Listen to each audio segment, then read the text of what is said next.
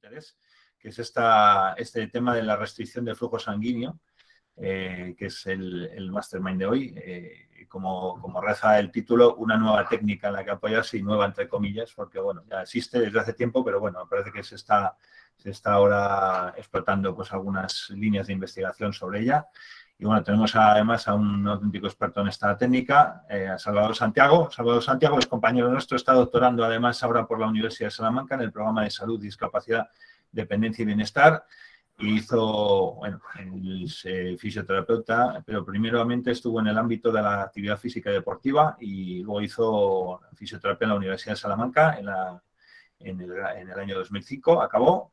Luego hizo un máster oficial en osteopatía y terapias manuales de la Universidad Católica San Antonio de Murcia.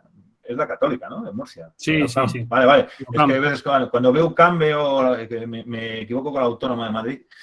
No, es la UCAM. Me imaginé, como habías estado en Murcia, me imaginé que sería esa. Sí. Luego hizo la adaptación a grado de fisioterapia en la USAL en el año 2014, y aparte es profesor de la Universidad Europea Miguel de Cervantes, donde es coordinador de algunas asignaturas y es docente de algunas de ellas, como electroterapia, fisioterapia respiratoria y cardiovascular, especialidades clínicas 1, y además de eso tiene bastante experiencia a nivel docente en temas relacionados con pilates aplicado en la fisioterapia, que creo que es de lo que yo te conocía antes de venir para Valladolid, del tema de pilates, además de que es miembro del grupo de investigación y Health, adscrito a la Universidad Europea Miguel de Cervantes, con una línea de investigación precisamente en esto, en entrenamiento mediante restricción del flujo sanguíneo. Así que, bueno, un experto en esta técnica, pues Salvador, todo tuyo y cuando quieras. Muy bien, bueno, buenas tardes a todos y bueno, disculpad por el aplazamiento de la primera fecha, es lo que tiene la enfermedad. Cuando se pone un enfermo, pues no puede trabajar. Bueno, os voy a hablar de una técnica que realmente ahora se está empezando a aplicar bastante en rehabilitación. En España no se utiliza tanto, pero sí que ya hay algunas clínicas que han empezado a introducirlo, ¿no? Incluso hay alguna formación ya en fisioterapia. Es una técnica que es la restricción de flujo sanguíneo, realizar entrenamiento mediante una restricción de flujo sanguíneo. Yo la llamo BFR, que viene del inglés, Blood Flow Restriction, realmente es una técnica que yo creo que se debe considerar. A ver si me va ahora el PowerPoint, se ha parado. Ahora. Para presentarlo, básicamente es una técnica en la que provocamos una restricción parcial del flujo arterial, del flujo sanguíneo arterial, y una oclusión venosa. No permitimos el retorno venoso, a lo mejor en miembro inferior a veces se permite un poco, pero no es la intención principal, y dejamos que sí que penetre un poco, que haya un poco de flujo arterial. Con esto ya se entiende que provocamos una isquemia, ¿no? Una isquemia local. La restricción de flujo sanguíneo a veces se llama entrenamiento oclusivo, pero es muy diferente. El entrenamiento oclusivo es una oclusión completa y por cuestiones de seguridad ya se ha dejado de utilizar, o en rehabilitación hemos dejado de utilizarlo, porque claro, trabajamos con población clínica que es muy probable que no podamos realizar este tipo de oclusión. ¿Qué logramos con esto? ¿Qué beneficios tenemos? Pues tenemos unos beneficios sobre todo en ganancia de fuerza, secundariamente por una ganancia de masa muscular. Logramos esa hipertrofia con unas cargas de entrenamiento más bajas de lo normal. Ahora os explicaré cómo lo realizamos, ¿no? Básicamente esta sería la presentación de lo que es la BFR. Os voy a contar un poco de historia, ¿no? ¿Por qué digo que es una técnica nueva, entre comillas? Porque ya existe desde los años 70-80. Este hombre, este japonés que veis aquí a la izquierda, el doctor Sato, sigue siendo un poco fisioculturista, de aquella de joven, pues más, evidentemente, y observó que con los vendajes que se colocaba miembro inferior, cuando se colocaba de rodillas, notaba una sensación similar a la que tenía cuando entrenaba con altas cargas. Básicamente, la gente que suele entrenar y entrena fuerte, muchas veces habla de congestión muscular, que notas como que el músculo está muy hinchado, y eso es lo que notaba este hombre. Estuve investigando por su cuenta sobre los efectos y observó que sí que tenía una una mayor ganancia de fuerza o de masa muscular, pero no sabía por qué. El primer estudio publicado, si no recuerdo mal, es ya en el 98, 96, en el que ya demuestra que sí que puede tener este tipo de entrenamiento esos beneficios. Este hombre, cuando empezó a investigar, no realizaba una restricción de flujo sanguíneo, realizaba una oclusión, lo que se llama KAATSU. Por internet, si buscáis KAATSU, en la red sale alguna página hablando de restricción de flujo sanguíneo y de entrenamiento oclusivo. A partir de 2010 es cuando empezamos a observar que esta técnica ya se empieza a aplicar en población clínica, ¿no? Que parece que es una buena herramienta que podemos utilizar en rehabilitación. Anteriormente se utilizaba mucho en fisioculturismo. Como veis, en los años 90-2000, pongo una imagen de un hombre bastante fuerte con unas cinchas inelásticas como unos vendajes para realizar una oclusión. Yo he leído que se ha utilizado hasta neumáticos de bici, ¿no? Bueno, la cámara de la bici para poder realizar la oclusión. Nosotros no utilizamos esos aparatos, sino que utilizamos los aparatos que ya os presentaré más adelante, que son un poco, evidentemente, más pro, ¿no? En los que podemos manejar la presión que ejercemos, en este caso el miembro inferior, de una forma más exacta, ¿no? El aparato que veis arriba es un aparato ya más profesional, más clínico. Es un aparato bastante caro, son 4.000, 4.500 euros, es inteligente. Y aquí abajo tenéis en miembro superior una cincha, ahora os la enseñaré, sí que tengo yo esta marca, es más asequible, en la que la controlamos manualmente a través de un esfimo. Vale. Realmente el material es muy sencillo. A ver si me deja pasar. McAfee. Antes de empezar a hablar de los beneficios de la restricción de flujo sanguíneo, sí que quiero puntualizar o hablar un poquito de los sistemas de entrenamiento, ¿no? O por lo menos qué objetivos tenemos a la hora de entrenar con nuestro paciente. Yo siempre he diferenciado tres objetivos diferentes. Uno es la ganancia de fuerza, otra la hipertrofia y otra la fuerza muscular, la fuerza resistencia. La resistencia a la fatiga del propio músculo, ¿no? Podemos meter una cuarta, yo incluso hablo mucho de ello, que es la de control motor. Hoy vamos a excluir un poquito ese sistema de entrenamiento y nos vamos a centrar en esas tres, ¿no? En la fuerza-resistencia, en hipertrofia y en fuerza. En esta imagen veis que dependiendo del objetivo que tengamos, vamos a realizar un tipo de entrenamiento u otro. Vamos a manejar unas cargas diferentes u otras. Para ganar masa muscular, una hipertrofia, normalmente unas cargas medias o bajas, en este caso en la imagen va unido con la restricción de flujo sanguíneo, son ideales, ¿no? Pero para una ganancia de fuerza directa, no tan indirecta por la hipertrofia, normalmente necesitamos cargas más altas, ¿no? Unas cargas bastante importantes que en clínica no vamos a poder utilizar en la mayoría de los casos. Los beneficios o los resultados que conseguimos con los sistemas de entrenamiento son diferentes. Cuando yo quiero una ganancia de fuerza pura y dura, necesito meter cargas muy altas porque lo que quiero es estimular el sistema nervioso, la velocidad de conducción y que el sistema nervioso reclute más unidades motoras. En cambio, la hipertrofia lo que busco es una fatiga más local. Lo que quiero es que crezcan más las fibras musculares. Por lo tanto, el entrenamiento para lograr esos beneficios son diferentes. Sí que es cierto que nosotros en clínica partimos con los pacientes con una baja forma, puede ser porque sean sedentarios o puede ser por la propia lesión, por el dolor. O sea, partimos de un nivel bajo. Al partir de un nivel bajo, a nada que logremos una pequeña hipertrofia, ganamos de forma indirecta también fuerza, ¿no? Pero siempre va a ser de forma indirecta. Es lo bueno que tenemos en rehabilitación, que no es necesario meter cargas muy, muy altas. El problema es que para lograr un aumento de la masa muscular necesitamos una carga relativamente alta y que muchas veces no es asumible por nuestro paciente. Necesitamos por lo menos un 60-70% de la ERM. ¿Eso qué quiere decir? Que si yo en sentadilla muevo de una vez 100 kilos, no lo puedo mover más veces, esa sería la ERM, necesito realizar sentadillas por lo menos con 60-70 kilos. En muchos casos, seguramente que os vengan a la cabeza pacientes que no puedan asumir esa carga, ¿no?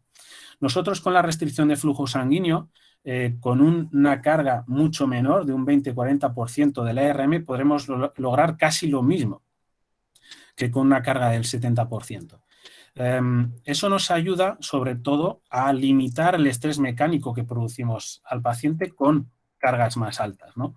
Pero la restricción de flujo sanguíneo ya empieza a posicionarse como un método de entrenamiento de cargas bajas y poder lograr una hipertrofia antes o más temprano que lo que podemos lograr con un entrenamiento tradicional. Podéis entender que la restricción de flujo sanguíneo lo que provoca es una hipoxia, ¿no? Os he traído un par de vídeos, son nuestros del grupo de investigación. Esto forma un proyecto que espero que se publique en breve. Necesito terminar el doctorado, ya, estoy hasta las narices. En el que se ve el flujo sanguíneo, este es de una tibial posterior. Vemos cómo el flujo es más amplio que en este caso de la derecha, que es mucho más bajo, ¿no? Que es una restricción con una presión del 90% de restricción de flujo sanguíneo, de la presión de oclusión. Os explicaré más adelante qué significa eso. Estamos ejerciendo una mayor presión, por lo tanto el flujo sanguíneo, veis los picos, son como unas llamitas, es mucho menor que este, es el mismo sujeto, la misma arteria, el mismo sitio, y la diferencia a lo mejor son 2-3 minutos o 4 desde una toma a otra. Entonces, ya vemos que provocamos una isquemia, una hipoxia local. ¿Cómo podemos fomentar, cómo se fomentan esos mecanismos hipertróficos? Pues la mayoría de esos mecanismos los vamos a fomentar a través de la fatiga. Normalmente en un entrenamiento, la fatiga, que un paciente se fatigue, nos va a ayudar a entender que podemos lograr algo, ¿no? Si no se fatiga, quizás en términos de ganancia de fuerza, resistencia e hipertrofia, quizás a lo mejor no estemos haciendo nada. Otra cuestión es el control motor. ¿Cómo podemos lograr esa hipertrofia? Pues bueno, tenemos una activación muscular mayor, va a provocar una fatiga mayor de lo normal, por lo tanto vamos a acumular más metabolitos, realmente un estrés metabólico local en el músculo. Vamos a aumentar la segregación de hormonas sistémicas, como puede ser la hormona de crecimiento, testosterona. Y además hay otro indicador que también ayuda a realizar o a segregar esos señalizadores de hipertrofia, que es la hinchazón celular. La hinchazón celular es uno de los mecanismos fundamentales de la restricción de flujo sanguíneo. Consiste en agrandar de forma, vamos a decir, artificial, mediante el entrenamiento y la restricción de flujo sanguíneo, en agrandar la fibra muscular. ¿Cómo podemos lograr eso? Pues fijaros, en esta imagen se ve claro. Tenemos en la parte A un músculo en el que tiene un flujo sanguíneo y un arterial y venoso normal. Si vamos a ver, aplicamos una cincha, una presión en la que consigamos una oclusión venosa, pero permitimos un poquito el flujo arterial. Al permitir que poquito a poco vaya entrando el flujo arterial, pero evitar el venoso, lo que provocamos es que el volumen de la fibra muscular sea mayor, se hinche, ¿no? Esa hinchazón celular se provoca en la restricción de flujo sanguíneo, pero también se provoca en entrenamientos de alta carga, de alta intensidad o a larga duración. Por ejemplo, también se logra con cargas bajas, pero entrenando hasta el fallo. Hasta el fallo significa que te pongas a hacer flexiones de codo, por ejemplo, hasta que no puedas más. Con eso vamos a provocar una hinchazón celular. Entonces, estamos logrando algo que mediante un entrenamiento tradicional con altas cargas o con un número muy elevado de repeticiones, lo podemos lograr con cargas más bajas o con un menor número de repeticiones. ¿Esto es real? Bueno, estas ecografías forman parte de otro proyecto en el que combiné restricción de flujo sanguíneo con electroestimulación. Y esto es un corte transversal del recto anterior de un sujeto Y este es el corte transversal posterior a 25 minutos de tratamiento, bueno, de entrenamiento con restricción del flujo sanguíneo y electroestimulación. Fijaros lo que ha crecido. Este crecimiento está provocado por esa hinchazón celular. Leí los datos esta mañana porque no me acuerdo qué sujeto había escogido. Y en la imagen de la izquierda, si no recuerdo mal, medía 21 milímetros y en la derecha 28. O sea, crece bastante ese músculo. Esa hinchazón celular, como veis, aquí os pongo que es antes de retirar la cincha, o sea que todavía no estamos permitiendo el retorno venoso.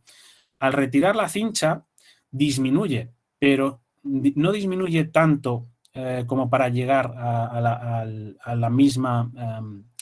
al mismo tamaño de inicio. Sigue manteniendo esa hinchazón celular, incluso nosotros hemos visto hasta 15 minutos después, pero en otros trabajos de 60 minutos, incluso un día después. A partir de ahí se iguala. Entonces, esa hinchazón celular que ayuda a segregar una cascada ahí por ejemplo, de hormonas para una hipertrofia, la mantenemos durante un tiempo con este tipo de entrenamiento. Entonces, una de las bases de la restricción de flujo sanguíneo es la hinchazón celular. Otra es la fatiga. Para explicar la fatiga, un poco por encima, voy a hablar un poquito de esta ley, la ley de Henneman, que es fácil de entender. La ley de Henneman,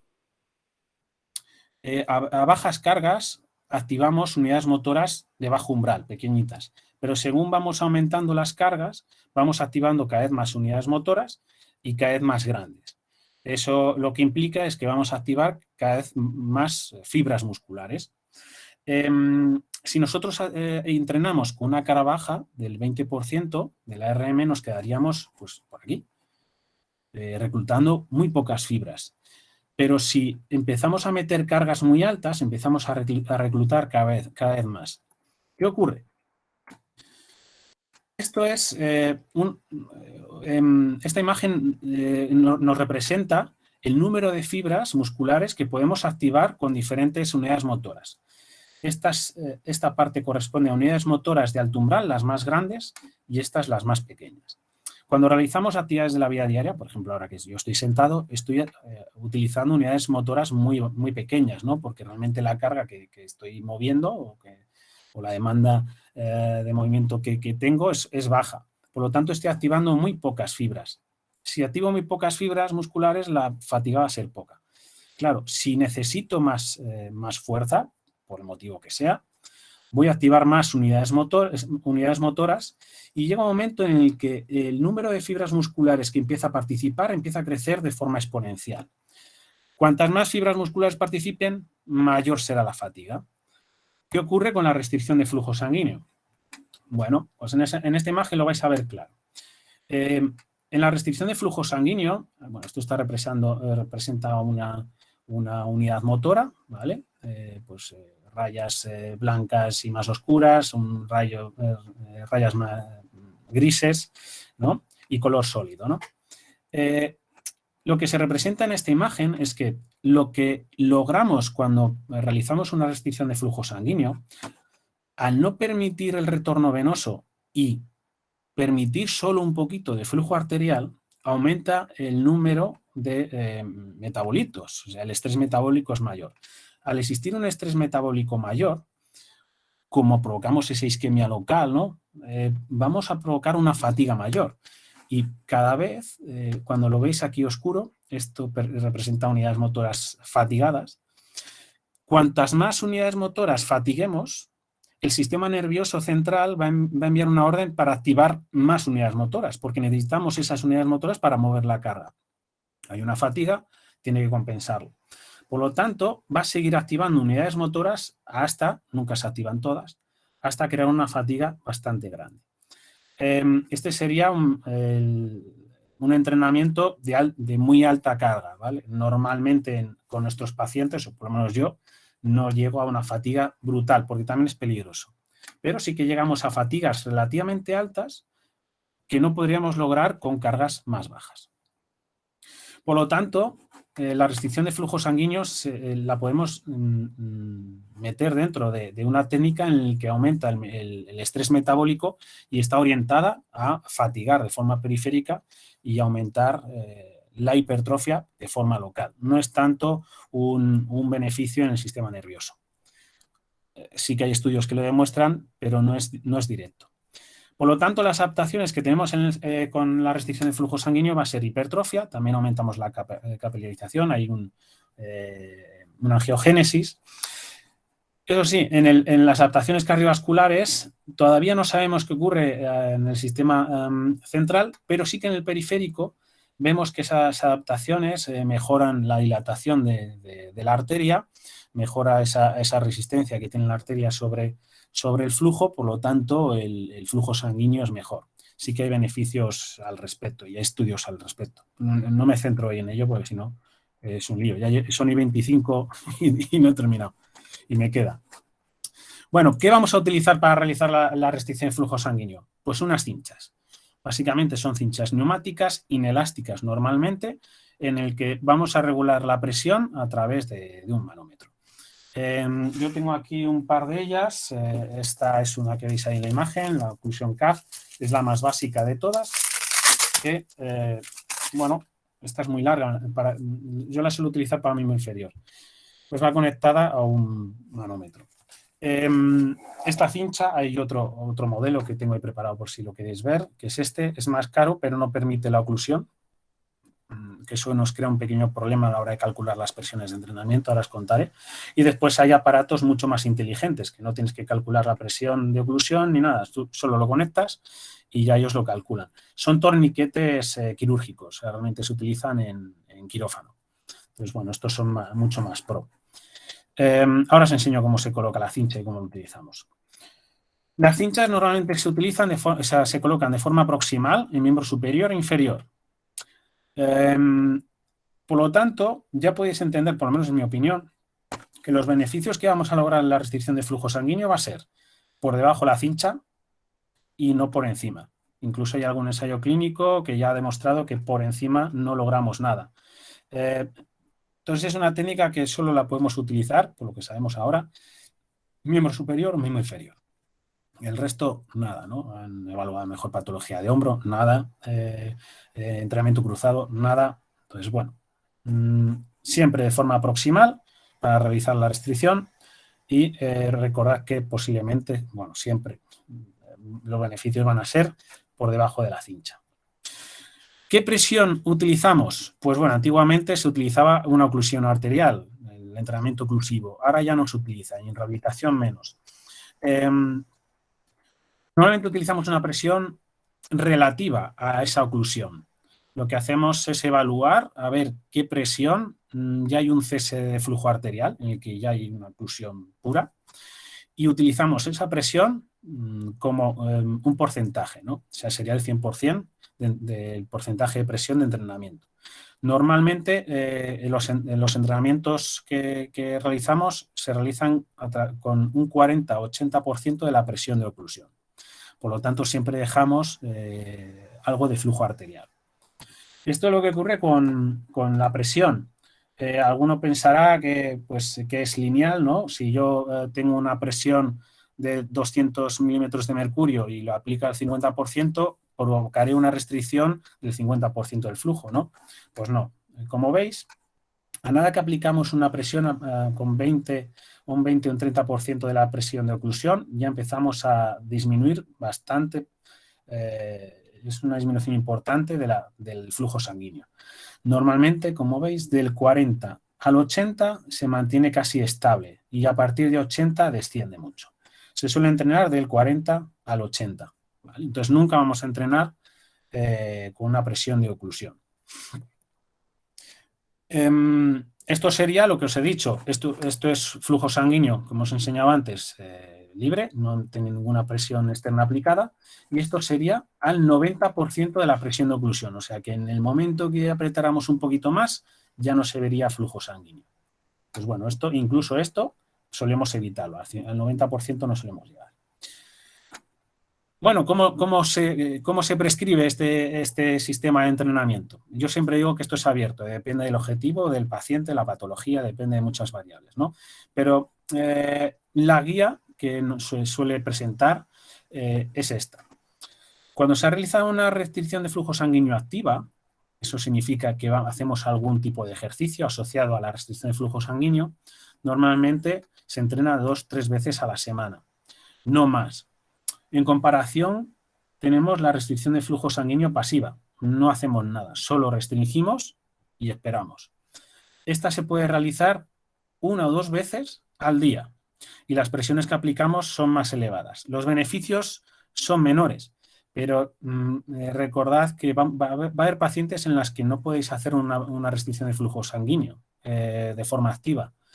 Entonces vais a tener que hacerlo de forma pasiva y bueno, por eso nosotros también estamos investigando en esa línea a la hora de acoplar la electroestimulación con esa restricción de flujo pasiva.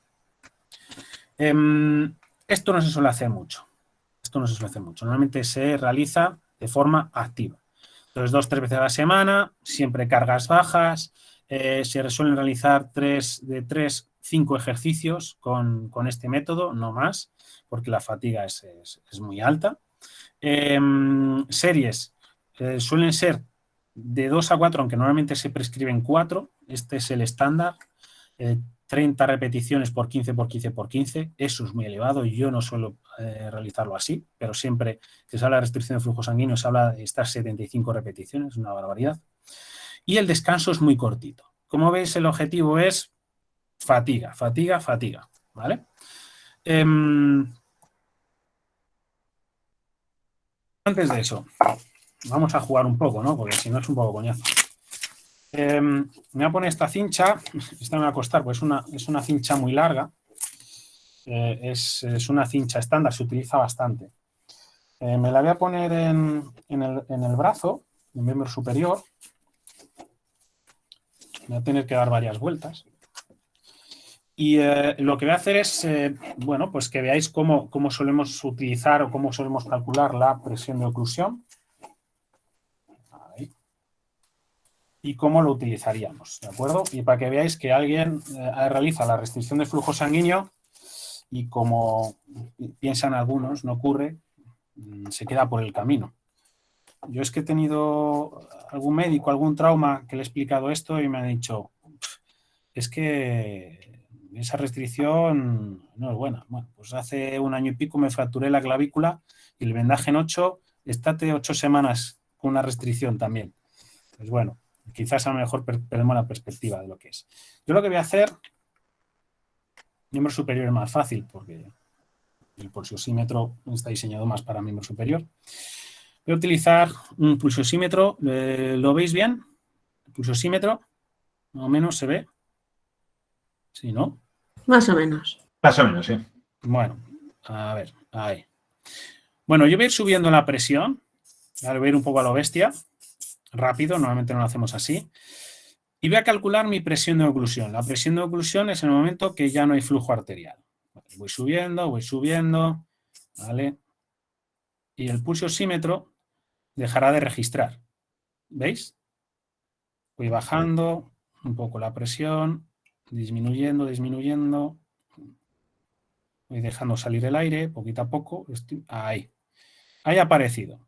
Mi presión de oclusión, grosso modo, según este aparato, son 240 milímetros de mercurio. A partir de ahí, o 240 y algo. A partir de ahí, yo calculo el porcentaje de entrenamiento, entre 40 y 80%. Una vez que lo tengo, voy a quitarle el aparatito. Una vez que lo tengo, lo que hago es hacer el ejercicio con esta restricción. Puedo realizarlo de forma continua. A ver si puedo quitármelo. Si me he atascado. Bueno, si no, lo hago con el manómetro. Me he traído aquí, bueno, tengo muchos juguetes. Una banda elástica. O, más fácil, tardo menos. No creáis que es solo ir por casa con esto, ¿eh? Un disco de 5 kilos y voy a hacer un trabajo de flexión de codo. Solo con el miembro que está restringido. ¿Qué se nota? Pues una fatiga, una isquemia un poco, claro, artificial. No sé cuántas llevo. Creo que 8, 9, 10, 11. Si siguiera el método ese de 30, 15, 15, 15, yo ya en los 30 no puedo, ¿vale? La fatiga es brutal. Yo normalmente lo que suelo hacer es compararlo, quien lo quiere probar, compararlo con el otro miembro sin restricción, para que vea note la diferencia. Yo ahora mismo lo que estoy notando es, bueno, como una isquemia, puede ser que se note un poco de hormigueo y, bueno, no se ve, pero tengo todo, a lo mejor la mano, a ver, sí, un poquito, ¿veis? Como las Y venas. la tienes roja y hinchada, sí. Vale. Yo ahora mismo me lo he dejado casi al 100%, ¿eh? Es más, si me pongo ahora el pulsosímetro, quizás esté en oclusión. He entrenado también alguna vez en oclusión. Fijaos, estoy en oclusión. ¿Vale? ¿Por qué ocurre? Porque realmente me he puesto a hacer ejercicio casi al 100%, ha aumentado la presión y ya no dejo que pase la sangre, ¿no? Entonces yo ahora mismo estaría en oclusión. Pues en oclusión la gente suele entrenar esas 4 repeticiones, ¿vale? Se puede hacer las cuatro repeticiones, las 4 series. Se puede realizar de forma continua o forma intermitente. Después de cada serie dejar que corra la sangre o mantener las 4 series, esa restricción de flujo sanguíneo. Básicamente sería eso. Bueno, estoy vivo. Que cree que... Bueno, si veis que me da un cuajo, como no sabéis dónde vivo, pues nada, me despedís. Bien, ¿qué consideraciones de seguridad vamos a tener? Estas me las sabía antes de ponérmelo. Riesgo muy bajo normalmente cuando conocemos la cincha y cuando conocemos lo que es la presión de oclusión, ¿no? Que es esto, el LOB. Si sabemos lo que es la presión de oclusión y aplicamos bien eso y monitorizamos, no va a haber nunca problema. Si entrenamos con oclusión, bueno, pues podemos tener un problema, pero aún así es difícil. No va a haber pacientes que quieran trabajar así de todas maneras. Bueno, no hay gente, no hay gente que le guste trabajar mucho así. Entonces, el riesgo es muy bajo, o sea, casi no existe riesgo. Creo que el riesgo de tener algún evento, creo que estaba en 0,07, 0,04, dependiendo del estudio que leáis. Entonces, es mínimo. Incluso hay un estudio de supervivencia en Japón brutal, que llegó al 0,0008. O sea, es muy improbable. ¿Riesgo moderado? Pues evidentemente hipertensión. Yo voy a aumentar un poquito aquí la presión arterial, ¿no? Entonces, dependiendo de ese paciente, quizás tendré que controlarlo. Hay algún ensayo clínico que ha demostrado que mejora esa tensión arterial posterior al entrenamiento con restricción de flujo sanguíneo. Lo que pasa es que tengo mis dudas si es solo por la restricción de flujo sanguíneo o también por el ejercicio, ¿no? Normalmente el ejercicio también crea esas mejoras. Evidentemente, en amputados podríamos tener problemas, que realmente tengamos pacientes que no estén adecuados a entrenamiento, a cargas. Por ejemplo, mucho calor, una vasodilatación prolongada. Todo lo que tiene que ver con trombos, que es todo esto. Vuelos largos, fumar, anticonceptivos. Hay cierto riesgo, habría que controlarlo. En lesión medular hay ensayos clínicos, hay estudios de BFR, incluso he estado trasteando un poco, yo no estoy especializado en neuro, así que si me voy a preguntar de eso, no sé si os podré ayudar, que sí que no han tenido problema e incluso han tenido ganancias de fuerza, o sea, de masa muscular y de fuerza, o sea, el objetivo lo lograron. Y en diabetes se ha metido como riesgo moderado, porque claro, al querer esa fatiga tan alta, a ver si tenemos un problema con la insulina, habría que controlarlo. Pero hace poco se publicó una revisión en el que descartaba cualquier problema con este tipo de pacientes siempre que se haga la restricción de flujo sanguíneo de forma coherente, ¿no? Pero eso es como todo, el ejercicio es muy bueno excepto si no lo haces de forma coherente. Y alto riesgo, que yo para mí es contraindicación, o sea, ya no es que valore si lo hago o no, pues claro, problemas de coagulación, trombo, algún trauma vascular, neuro, bueno, la hemorragia también, eso es lógico, ¿no? Entonces, realmente va a haber pacientes en las que tenemos que valorar si lo podemos hacer, pero creedme, es difícil que haya algún evento siempre que se haga correctamente. No obstante, para que no veáis que todo es muy bonito, siempre procuro hablar un poco de los eventos adversos publicados. Eso significa que hay más. Claro, estos son los publicados. Por ejemplo, dolor muscular en cuádriceps y observar un aumento de los niveles de la creatinquinasa, ¿no? La creatinquinasa nos dice que hay un daño muscular y eso puede crear fallos renales. Eso se llama rhabdomiólisis. Claro, si tú te pasas de entrenamiento, provocas esto, pero vamos, lo puedes provocar con entrenamientos de alta intensidad o, bueno, pues lo que ha estado de moda hace poco, que son los chalecos de electroestimulación. Pacientes que quizás no era un paciente diana, ¿no? Si tiene hipertensión, diabetes, quizás a lo mejor me lo planteo y entonces apareció una hemorragia en la retina. Quizás, y por lo que leí, la carga de entrenamiento fue alta. Esto es de nuestro grupo de investigación, sí que nos pasó. Se publicó primero el caso, el case report, y este proyecto se publicará en unos meses, pero no hablando de eventos. En el que sí que tuvimos un sujeto, un alumno de la universidad, siempre son los alumnos los que pasan por ahí, en el que tuvo un síncope leve, ¿no? O sea, fue nada, unos segundos. Y otros dos que se encontraron un poco mal. ¿Por qué pudo ocurrir eso? Porque decidimos en ese ensayo clínico utilizar la presión de oclusión para valorar una cuestión de la fatiga. Y además metimos electroestimulación al límite tolerable. Yo creo que entre la oclusión y meter la corriente a tope, y ya todos conocéis lo que es una electroestimulación a tope, yo creo que entre que te pones nervioso, crees que te van a torturar, puede ser que ocurriera ese síncope. Y por último, que es las petequias, ¿no? Yo ahora con lo que acabo de hacer, soy muy blanquito y suelen aparecerme pues, manchitas, petequias, puntitos, ¿no? Es normal. No se asocia a una lesión vascular. Entonces, bueno, es valorarlo. Si encontráis a alguien que haya hecho un entrenamiento con unas petequias que ya quizás son más serias, pues a lo mejor no es el perfil del paciente para BFR, ¿no? Bueno, ya para terminar hablo un poco de la población clínica, una pincelada y ya está, ya terminamos. Yo normalmente para aplicar la BFR utilizo más o menos este algoritmo, ¿no?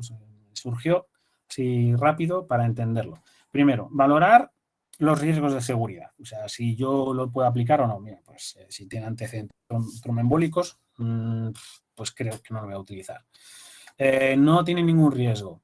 Vale, ese paciente tiene dolor, disminución de fuerza y también un patrón de reclutamiento menor. O sea, no es capaz de activar todas las unidades motoras, o sea, que le cuesta activar ese músculo. Vale, no lo tiene. Pues ¿para qué vamos a hacer BFR? Hacemos otra cosa. Sí que lo tiene. Vale, tiene dolor y queremos ganar fuerza, pero tiene un factor limitante en la carga. ¿Qué significa eso? Yo para ganar fuerza necesito meter carga alta, 60-70% de la RM. Resulta que ese paciente sí que es capaz de hacerlo. Bueno, pues si es capaz de hacerlo, no es necesaria meter la BFR porque vamos a lograr más, aunque sea un poquito más, que la BFR. Por lo tanto, lo dejamos. ¿Que no puede asumir esa carga, ese tipo de entrenamiento? Pues ahora ya sí que meto la BFR. Cargas bajas, como hay dolor, posiblemente el dolor provocado por el estrés mecánico por cargas altas ya no aparezca. Incluso hay publicaciones en las que se demuestra una hipoalgesia días después, ¿no? de la BFR y están fundamentados los mecanismos de la hipoalgesia. Entonces, bueno, es una herramienta que no en todos los casos lo vamos a utilizar, ni es recomendable utilizar en todos los casos, pero sí que vamos a tener algunos perfiles claros, ¿no? Perfiles claros puede ser, por ejemplo, en posquirúrgicos, utilizar menisco en cruzado, también hay publicado al respecto. Publicado mucho, pero yo no utilizado en ancianos. es de lo más que se ha publicado. Claro, población clínica no es como tal, pero claro, gente mayor podemos entender que el sistema cardiovascular ya no está tan óptimo, ¿no? O sea, es lo bueno de llegar a la vejez. Te vas machacando, pero yo prefiero, siempre digo a todos, yo prefiero morir con artrosis que morir sin ella. Si mueres sin ella es que mueres joven. Pues ese perfil de paciente, los mayores, parece ser que responden bien. Cargas muy bajas, una restricción de flujo controlada y lo tenemos, ¿no? Y bueno, hay alguna cosilla más, ¿no? Ya, sobre todo se centra en miembro inferior, es lo más notable. A mi entender, con la restricción de flujo sanguíneo, el entrenamiento con la restricción de flujo sanguíneo, lo que logramos, fijaros, me voy a centrar en pacientes, ¿no? Vamos a meterlos como no entrenados, es esta línea sólida. La roja pertenece a entrenamiento IFR y la azul a un entrenamiento estándar, ¿no? Esto es un supuesto de este autor en el que yo estoy bastante de acuerdo. Al principio, si utilizamos un entrenamiento como FR, siempre vamos a tener ganancias mucho mayores que un entrenamiento sin BFR. Sabemos que a lo largo del tiempo, según va pasando el tiempo, 12, 16 semanas, es muy probable que se igualen los dos. Dependerá mucho del paciente, porque si se abandona uno u otro, no se van a igualar. Pero a mí lo más importante es esta fase. Si yo tomo como referencia a las 6 semanas, esto es aproximado, es un supuesto, a las 6 semanas, ¿en qué nivel está el paciente con entrenamiento IFR? Y lo comparo con el que no lo ha hecho, según esta imagen serían 2 semanas, pueden ser 3, 4 o 1. Yo solo con ganar fuerza 2 semanas antes de lo normal, para que ese paciente sea funcional cuanto antes, con eso ya lo compro. Alguno pensará, es que 2 semanas, bueno, para 2 semanas, no, estate 2 semanas jodido. Es que un paciente que lleva 3, 4 semanas fastidiado, si consigues que a la quinta ya sea más funcional y haga las actividades de la vida diaria, mejora la quinta semana que la séptima. Entonces, son 2 semanas que, coño, pues son unas vacaciones de 15 días. Que ese paciente lo va a agradecer, no por las vacaciones, sino porque sale de ese círculo que todos conocemos de lo que es una patología, una lesión. Entonces, yo solo con eso ya me merece la pena planteármelo en diferentes pacientes. Y ya os digo, yo lo he utilizado sobre todo en miembro inferior. Miembro superior solo ha habido uno y ha sido conmigo por lo de la fractura de clavícula y no me fue muy bien. Pero bueno, porque tampoco ganar fuerza con algo que no lo puedo asumir no tiene mucho sentido. Bueno, fue por probar. Y con esto termino. Bueno, al final 3/4 de hora. He ido un poco rápido, yo lo sé. Bueno, si tenéis alguna pregunta, ahora es el momento. Y antes de ello, pues aquí está mi Twitter, que es profesional, suelo comentar cosas de FR y ejercicio, sobre todo. Y este es mi correo, este es personal y este es el institucional. Podéis enviarme correos a cualquiera de los dos. En el de la UMC, pues hasta que me echen o me vaya. En ese momento, pues ya no podré contestar. Pues nada más, espero que os haya gustado y bueno, vamos a hablar un poquillo de ello. Pues muy bien, a mí se me ha pasado volando, la verdad. O sea, que ahora cuando has dicho de 45 minutos, digo, ala, no has mirado bien al reloj y sí que nos hemos tirado aquí 45 minutos. Sí, Pues bueno, he ido yo mirando el reloj, he ido rápido, digo, voy a dejar cosas. Muy interesante, la verdad es que muy interesante la charla. No sé si alguna queréis hacer alguna pregunta o alguna historia.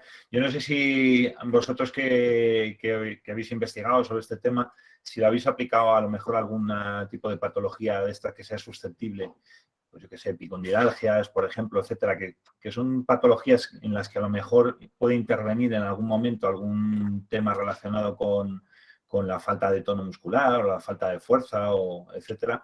No sé si habéis tenido a lo mejor la experiencia de haber investigado sobre alguna patología concreto. Este tipo de técnica, en cuanto a que a lo mejor no es una técnica que podríamos considerar premium, pero bueno, podría tener alguna aplicación en ese tipo de patologías. Sí, investigar directamente no, sí que hemos tenido casos en la universidad, en epicondilalgia. El, el problema es que normalmente los beneficios que logramos es inmediatamente inferior a la cincha. Sí que logramos una hipertrofia en esa musculatura, en este caso sería la extensora, pero el problema era el dolor. Claro, ¿cómo entrenas a ese paciente? ¿Cómo realizas unas cargas livianas? ¿Cómo calculas esas cargas? ¿Y cómo manejas el dolor? Entonces, yo cuando lo hice fue hace 3-4 años y claro, no manejaba tanto este nivel de presiones y cómo utilizarlo para la hipoalgesia, pero sí que es cierto que, a ver, este era un profesor, sí que mejoró, pero claro, es que tenía otras técnicas asociadas. Ahora hubiera cambiado yo ese tratamiento, hubiera realizado otro tipo de ejercicio, otro tipo de presiones. Pero bueno, ahora mismo en población clínica es una técnica que yo creo que sí que se va a ir introduciendo poco a poco, pero que en población clínica todavía necesita más investigación. Sí que tenemos muestras de que nos puede ayudar, incluso yo de forma empírica sí que lo veo, pero el problema es como todas las técnicas, tenemos responders y no responders, o sea, pacientes que sí que se adaptan a este tipo de entrenamiento, otros no. Entonces, bueno, es una técnica más.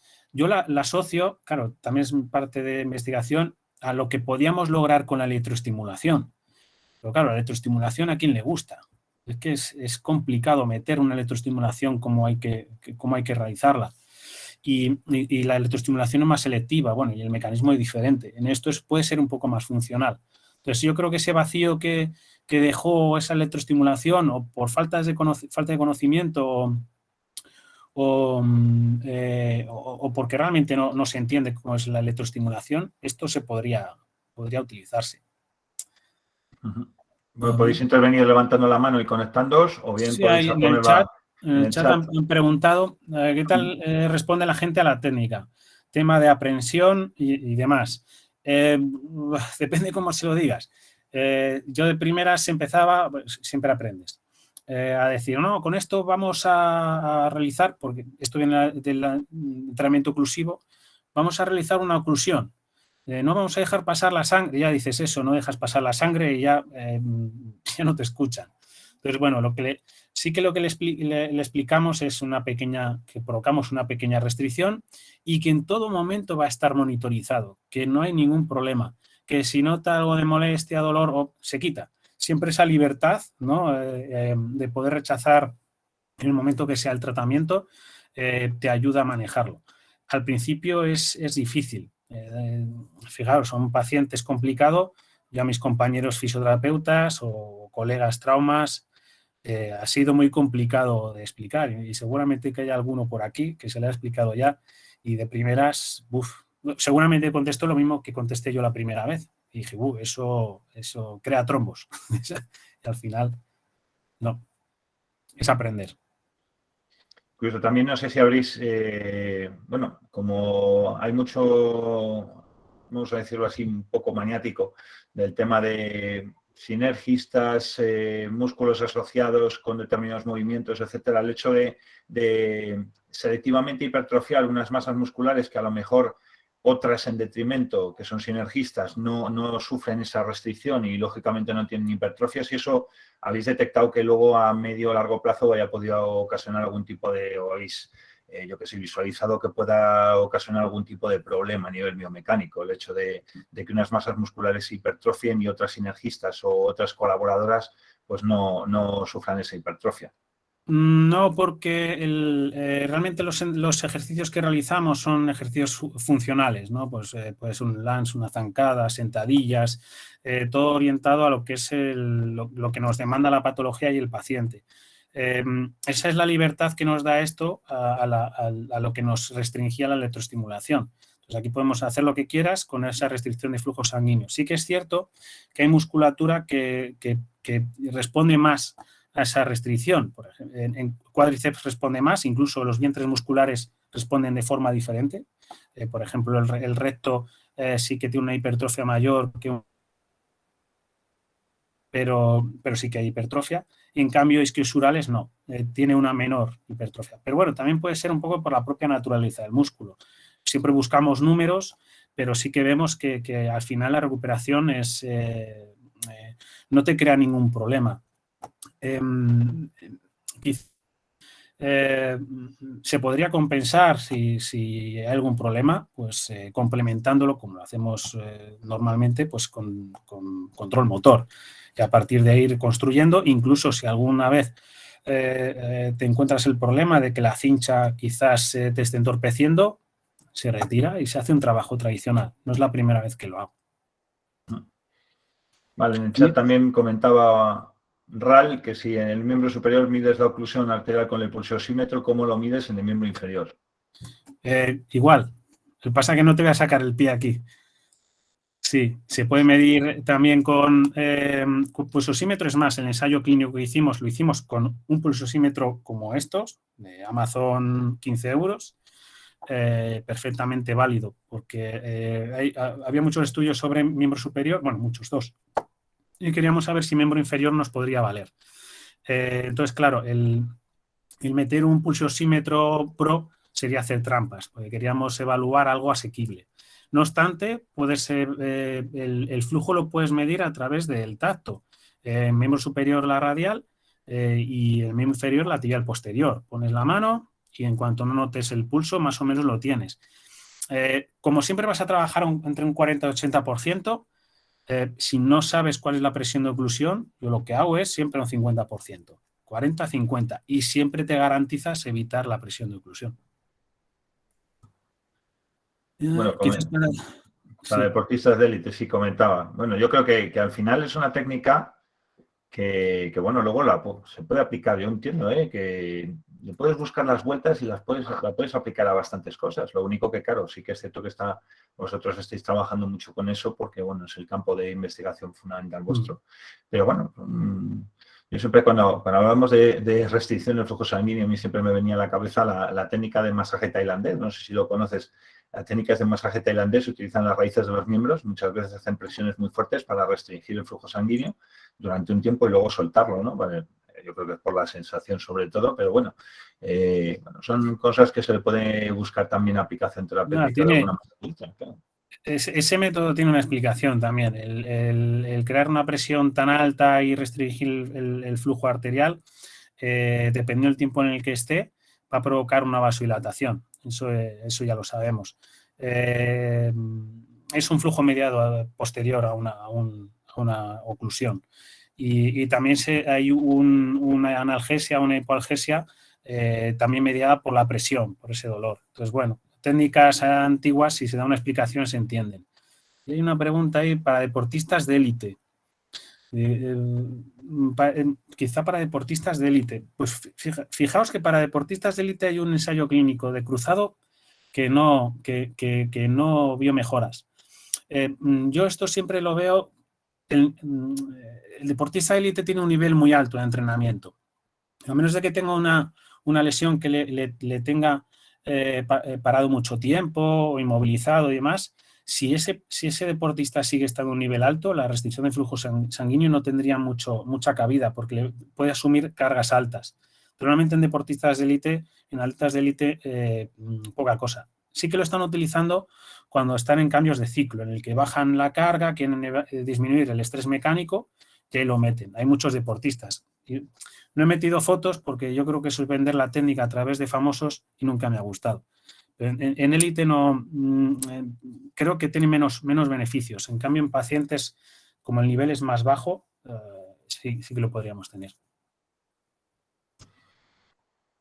Bueno, pues nada más. No sé si alguien quiere intervenir más o quiere hacer alguna pregunta. Si no hay nada más, pues ya vamos a dar por concluida ya la sesión de hoy. Justo en horita, además. Perfecto. Muchísimas gracias, Salvador. Salva, es un placer y me encanta además cómo expones. Así que gracias. Ha sido un placer tenerte y espero que no sea la última vez que podemos contar contigo en un mastermind o en alguna actividad del colegio. Eso lo hablamos y si hay algún tema que maneje y pueda compartir. Por eso me metí en esto. Muchas veces buscas pues que te llamen a dar formaciones por ahí y demás, y aquí pues es una hora. Bueno, yo pensaba que eran 2, pues te metes, hablas de un poco de lo tuyo, lo compartes y a mí me pareció muy buena idea la que tuvisteis, la verdad. Pues muy bien, pues seguiremos. Ahora esta es la